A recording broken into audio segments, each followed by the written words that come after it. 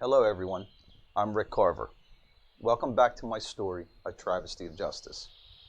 I want to thank everyone at Cecil County News for allowing me to continue to bring you this unbelievable story of criminal fraud, perjury, mail fraud, and egregious lawyer misconduct right here in Cecil County, Maryland. There are stories like this that fill the TV news shows every day, but this true story is right here in our own county. The defense testimony, as I will prove, is full of lies, misleading statements, and outright perjury. The intent of the defense was to trick the court by creating a false narrative predicated on several main lies. It was imperative for them to convince the court that the 3.5-acre fourth parcel never existed. My wife was a borrower. All of my land was supposed to be collateral for the loan, and we only owned 3 parcels. The defense's plan was based on the false narrative that a 3.5-acre parcel never existed. In fact, the 3.5-acre parcel was legally subdivided in 1998 from the original 41-acre parcel, which made 4 parcels that we owned. Most important to the defense, at the very heart of their plan, was to show that Kozagiv's counterfeit recording lacked any criminal intent. The defense worried if their cover-up in trial did not work as planned and the court discovered the truth of Kozagiv's fraudulent actions, criminal charges would be unavoidable.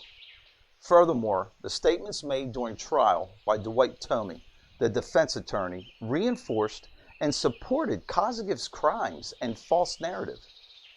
I've decided to show up front the most damaging documented evidence I've discovered.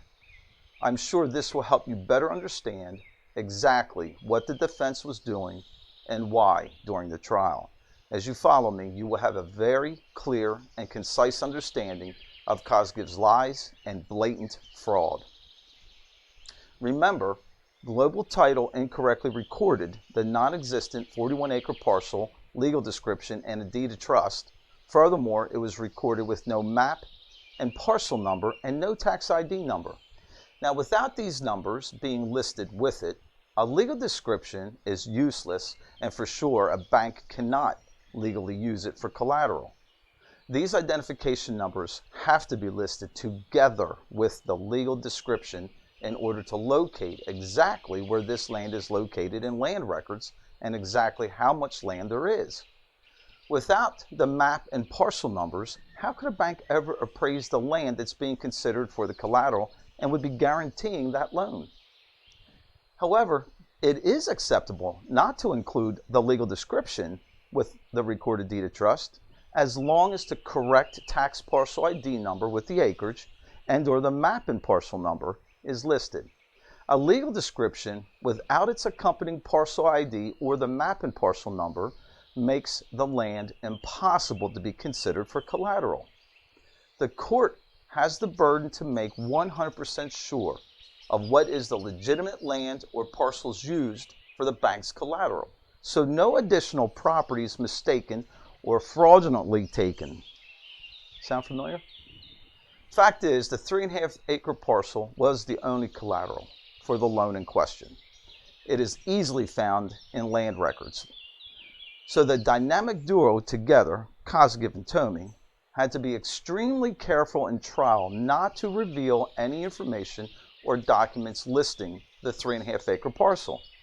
Many times in testimony, Kozagiv stated he searched in all Cecil County land records, minor subdivision records, plat records, deeds, and deeds of trust, and the 3.5-acre parcel just was not found anywhere.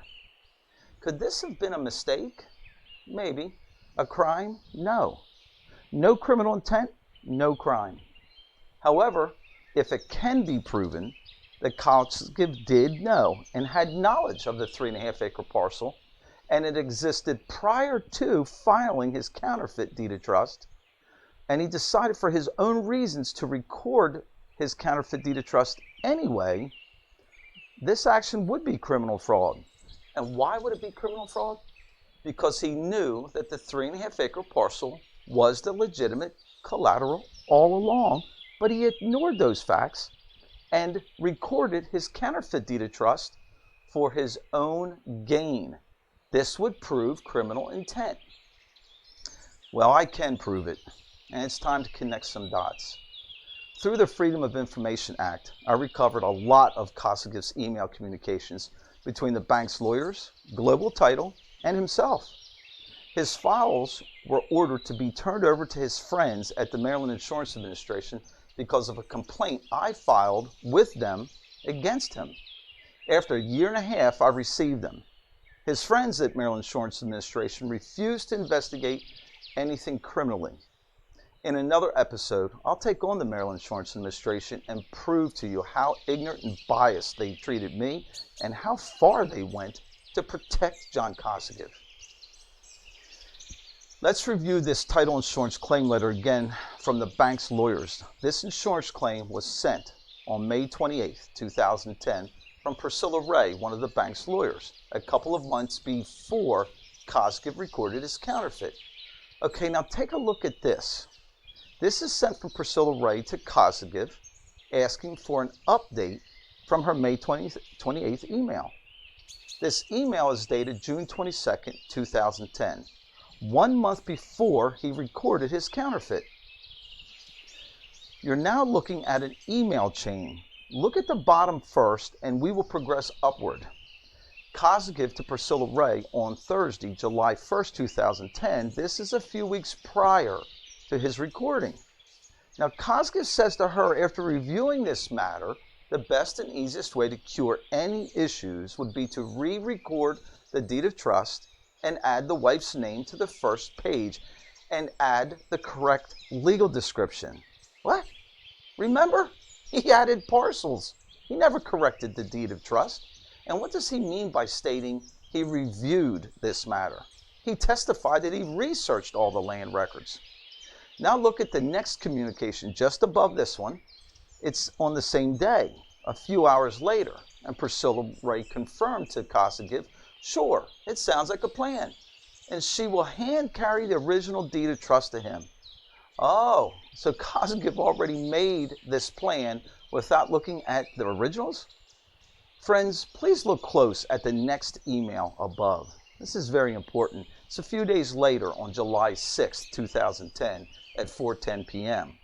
Kosygev sent to Priscilla Ray that he has the deed of trust that she sent and he prepared for re-recording with the addition of the name, my wife's name, and other parcels, you know, the ones he stole from me. He is describing to her his counterfeit is ready to record. Please look at the email timestamp. It's 4:10 p.m.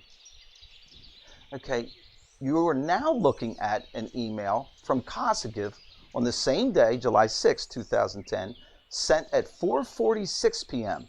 This email was from Kosygev to Jerry Troutner, the owner of Global Title in Wilmington, Delaware, 31 minutes after Kosygev already made a decision and confirmed to Priscilla Ray that he is ready to record his counterfeit deed of trust.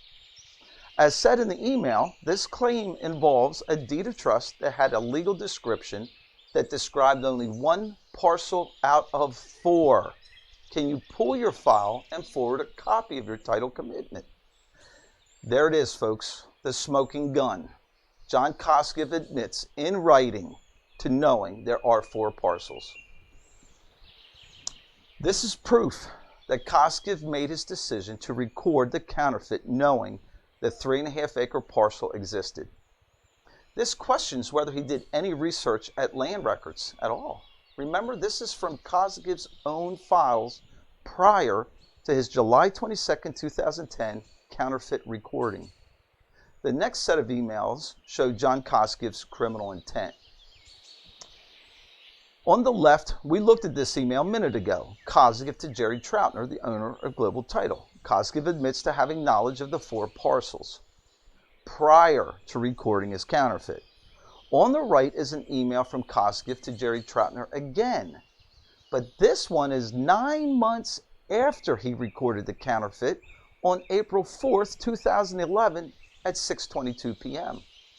The one on the left is prior to recording the counterfeit, and the one on the right is 9 months after his recording. 9 months afterward, Kosygev says in this email The claim alleged that 3 parcels were intended to be encumbered, same parcels as the title deed, but the deed of trust only encumbered a 41-acre parcel. The deed of trust was re-recorded to add the other 2 parcels.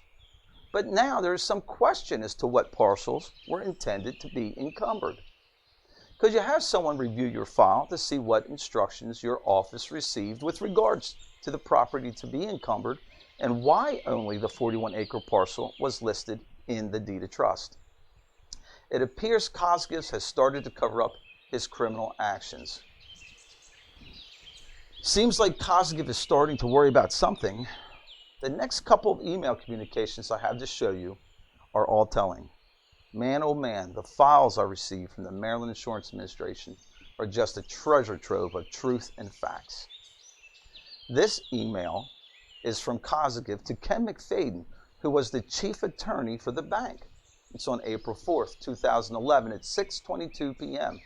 In this email, Cosgives is starting to realize his fraud is getting ready to blow up in his face. Notice this familiar email on the right. Look at the timestamp. It's April 4th, 2011 at 6:42 p.m., exactly 20 minutes later from the one on the left. Cosgives sent Jerry from Global this email, requesting for someone in his office to review the file. You know, the same info that he requested 9 months earlier that was prior to his counterfeit recording. Here's another important point. Look at the bottom of the page. Last sentence highlighted for you. Cosgives states, and I quote, "As an aside, it appears that Carver may have subdivided the 41-acre parcel at some point, as there are 2 tax IDs for that parcel. One for approximately 3.5 acres, which includes the house, and the balance, which has a mobile home located on it. Then says it would be a good idea to review the origination file together." What the heck is that? How many times do these lawyers have to review the same documents? I have to remind you that this statement is 9 months after he recorded his counterfeit and years prior to the trial. And no, folks, he never brought this admission up to anyone before or during or after the trial. I wonder if his attorney, Dwight Tomey, knew that his client made acknowledgments like this in writing. Come on, folks. Isn't it obvious the gig is up? They're trying to figure out what to do next. Well, wait, there's more. 2 months after those last email communications, John Cosgives sent Ken McFadden another email on June 14th, 2011. Cosgives states, and I quote, "I've looked at the loan closing instructions, and it appears that the lender contemplated taking only 2981 Old Telegraph Road, Chesapeake City, Maryland, which according to tax assessment records is a 3.505 acre parcel as security for its loan. It would appear then that the thing to do would be to release the other parcels." It's difficult for me to explain the anger I feel every time I go through these emails. John Cosgives knew about the 3.5 acre parcel before he recorded his counterfeit deed of trust that replaced the original, which, remember, had a title insurance claim against it. He knew all along, and he surely knew all the facts way before the trial started. He lied in court. His lawyer, Dwight Tomey, lied as well. Remember, it was Dwight Tomey who stated openly in trial during an argument that he looked for this parcel. It was nowhere to be found. He guarantees it. That's what the lawyer said. Funny fact is that in 1998, when the 3.5 acre parcel subdivision was approved from Cecil County, Mr. Tomey was the council attorney then. And he is the person that signed approving this very subdivision and the easement. The real facts and truth are being uncovered for you. What you won't see was the destruction of my family and the financial losses. All for what? To hide Global Title's recording mistakes?